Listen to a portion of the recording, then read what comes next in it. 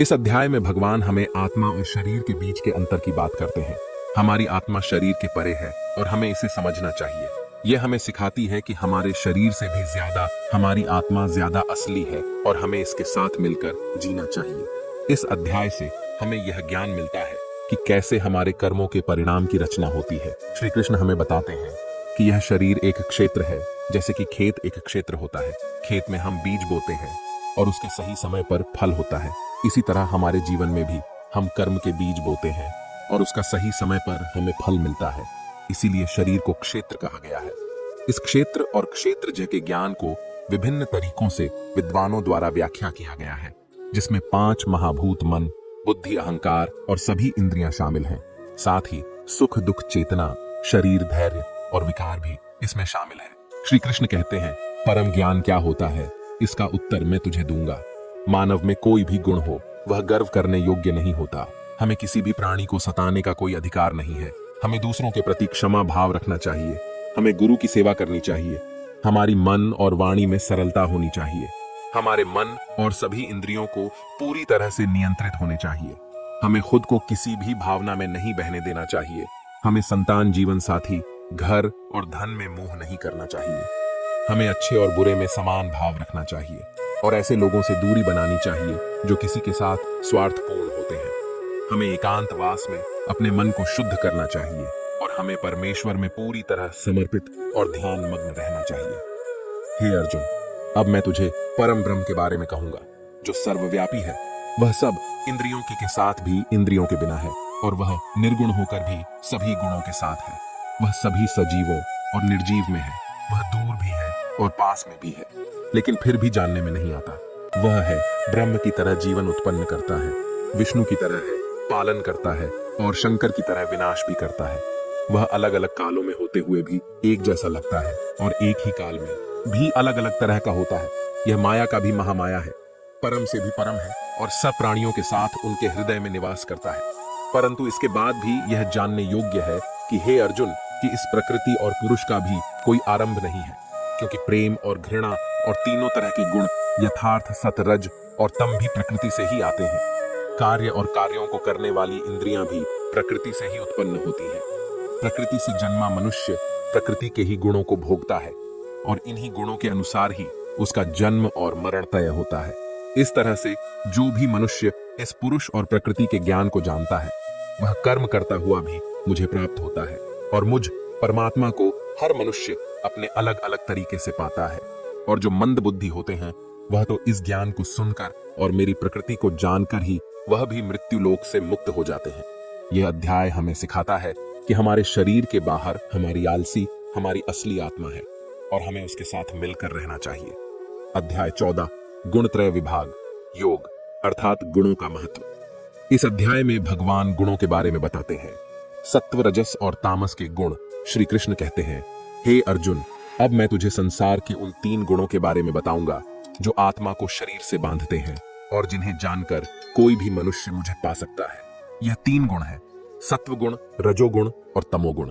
सत्वगुण सभी गुणों में श्रेष्ठ है और यह ज्ञान और सुख से जुड़ा होता है, कामना और आसक्ति से उत्पन्न होता है, जो कर्म और उसके फल में बंधता है। रजोगुण मनुष्य को कर्म करवाता है और उसे अविचल रहने नहीं देता। यह कामना और आसक्ति से उत्पन्न होता है। तमोगुण मनुष्य को बोझिल और मनुष्य को उसे आलस्य और निंद्रा में बाधित करता है। यह 3 गुण मनुष्य की प्रवृत्ति को प्रभावित करते हैं। जिस प्रकार सत्व गुण बढ़ जाता है तो मन में शांति और ज्ञान बढ़ता है, वही समय रजोगुण को बढ़ाता है। जब रजोगुण बढ़ है तो मन में लालच और स्वार्थ का आभास होता है और तब तमोगुण बढ़ता है। तमोगुण में अंधकार होता है और व्यक्ति मनोबल के खने का अनुभव कर सकता है। यह 3 गुणों को वश में कर जो व्यक्ति इन 3 गुणों के बारे में जानता है, तब वह अपने कर्तव्यों को पालन करते हुए संसार से मुक्त हो जाता है और मुक्त होकर वह परम ब्रह्म को प्राप्त होता है। दोस्तों, यह तीनों गुण सभी के जीवन में महत्वपूर्ण है। अगर आप सकारात्मक परिणाम की कामना करके मेहनत कर रहे हैं तो यह निश्चित नहीं है कि आपको खुशी होगी या आप दुखी हों। इसलिए इस अध्याय से हमें यह सीखने को मिलता है कि हमें सत्व गुण को विकसित करना चाहिए, जो शांति और ज्ञान का प्रतीक है, जिससे हमारे जीवन में आध्यात्मिक उन्नति होती है और समय समय पर हम अपने गुणों की परीक्षा करके उन्हें सुधार सकते हैं।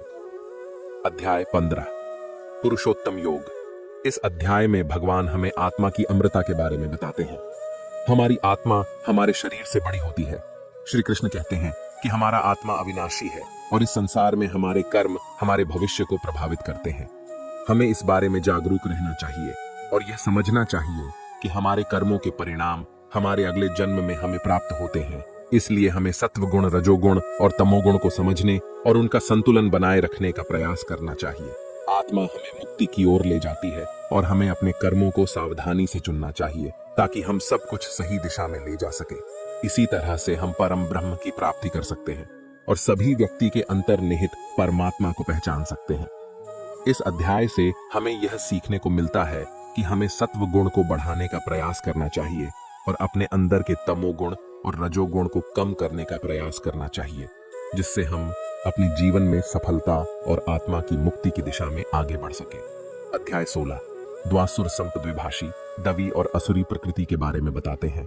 दैवीय प्रकृति वाले लोग धर्म, सच्चाई और प्रेम को प्राथमिकता देते हैं, जबकि असुरी प्रकृति वाले लोग अहंकार, क्रोध और द्वेष की दिशा में आगे बढ़ते हैं। श्री कृष्ण कहते हैं कि दैवीय स्वभाव वाले लोग अपने मन को शुद्ध रखते हैं, परमात्मा को याद करते हैं और सुख दुख को समान भाव से सहते हैं। वे धर्म का पालन करते हैं और दूसरों को कभी कष्ट नहीं पहुंचाते। उनमें अहंकार नहीं होता और वे सबको बराबर मानते हैं। विरोधाभास, क्रोध, आसक्ति और अज्ञान से युक्त असुरी स्वभाव वाले लोग दुश्मनी करते हैं और लोगों को कष्ट देते हैं। वे धर्म का अनादर करते हैं और बुरे कर्म करते हैं। वे हमेशा मोह में रहते हैं। हमें समझना चाहिए कि दैवीय स्वभाव का पालन करके हम अपनी आत्मा को मुक्ति दिला सकते हैं, जबकि असुरी स्वभाव से हम मोह के बंधनों में फंस सकते हैं। इस अध्याय से हमें यह सीखने को मिलता है कि हमें दैवीय स्वभाव का पालन करना चाहिए और आसुरी स्वभाव से बचना चाहिए। इस अध्याय से हमें यह भी सीखने को मिलता है कि हमें सात्विकता का अनुसरण करना चाहिए और आपसी सम्मान, धर्म और शांति की दिशा में अग्रसर होना चाहिए। राजस्व और तामस की ओर नहीं बढ़ना चाहिए, क्योंकि यह हमें बंधनों में फंसा सकते हैं। अध्याय 17 श्रद्धा त्रय विभाग योग अर्थात श्रद्धा का महत्व। यह अध्याय भगवद गीता का अहम अध्याय है जो हमें श्रद्धा और धारण के महत्व के बारे में सिखाता है। श्रद्धा का अर्थ होता है विश्वास और यह हमारे जीवन में अत्यधिक महत्वपूर्ण है। इस अध्याय में भगवान हमें यह बताते हैं कि हमें अपने कर्मों को ईमानदारी से करना चाहिए और अपनी धारणाओं में स्थिर रहना चाहिए। हमें उन्हें भगवान के लिए आदर्श बनाना चाहिए और विश्वास से उनका पालन करना चाहिए। इससे हमारे जीवन में सुख, शांति और सफलता की प्राप्ति होती है। जय श्री कृष्णा।